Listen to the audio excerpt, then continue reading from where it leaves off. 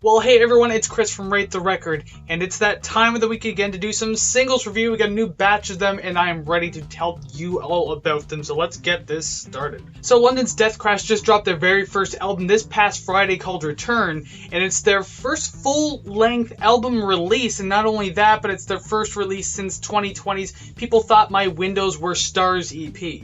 But the single I'm looking at today came out back in November, but it's the most recent release for this album that just dropped, so I'm going to go take a look at it, and it's called Unwind. The song runs with this very mellow, almost melancholic run of instrumentals for a little while, interjected with these kind of soft-spoken vocals that eventually come in. A very raw feeling in the instrumentals kind of progress through until about the 2:30 mark, about the halfway mark of the song-ish, until the vocals finally pick up a little bit. It feels like post-rock meets shoegaze meets early 2000s emo rock. Once the middle of the song kicks in, the vocals get a little buried in the mix, which is kind of unfortunate. I kind of wanted to hear more of it.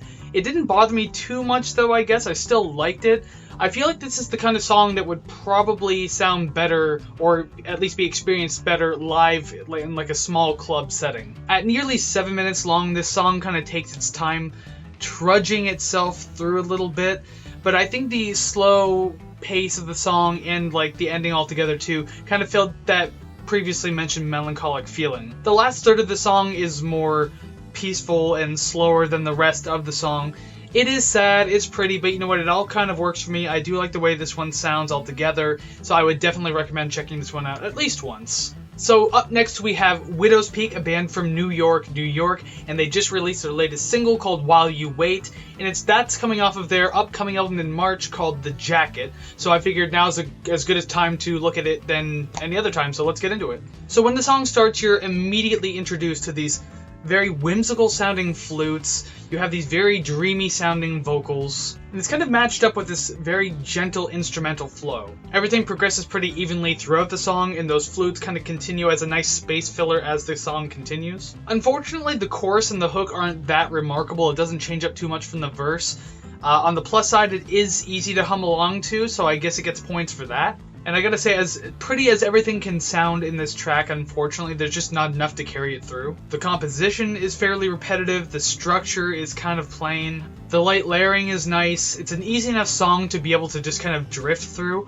Other than that, there's not a whole lot more I can say about it, and I don't feel like this is the kind of song I'm going to come back to too soon or often at all, but it is worth a listen at least once, so I'd say yeah, check it out, especially if you're into like dream pop or something. So lastly, I wanted to change things up from the usual rock-oriented reviews that I do, so I did a little bit of digging around and found a really nice R&B song by an artist called Amber Mark. The song is called Softly, and it was released back in November, but her album 3 Dimensions Deep just dropped this past Friday, so I figured I'd take a look at it while I still could, because again, this one was the latest single to happen up until the album release. A light, plucky melody starts out the song, leading into the verse, and then you hear Amber's kind of airy, soothing voice kind of driving the entire thing. There's a lot of harmonies too that kind of get layered on top of her voice, especially going to the chorus, but as the entire song presses on, you hear it a lot, and it does sound nice. A tamer reggaeton beat kind of comes in towards the end of the verse into the chorus and everything like that to pick it up, but unfortunately just kind of hit with more or less the same style of progression the song already had going on. She adds these triplet style vocals in the second verse, which I guess is a decent add-on or a change-up of things, but other than that, there's not a lot of this song that changes up at all, so it's hard to say much more about it. Overall, I guess it's alright. It's not the best thing I've ever heard, it's not the worst thing I've ever heard, but just being under 3 minutes, I guess it kind of suits, and you don't really expect too much to happen in under 3 minutes.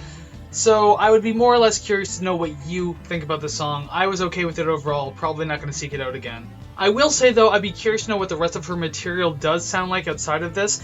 If she does a little bit of a change up with more of those like kind of classic R&B sounds, I think this could play out very interesting.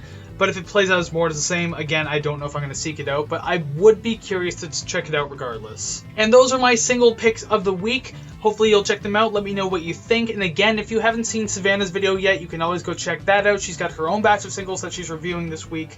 And of course, don't forget about the podcast. Every Monday we have a new episode, and yesterday, the one we just released, we did Megadeth's Countdown to Extinction, so definitely check that one out. We have a lot to say about it in a short amount of time, so I think it's going to be a lot of fun. You'll enjoy it. So until then, listen to some awesome music, and we'll see you again next week. Take care, friends.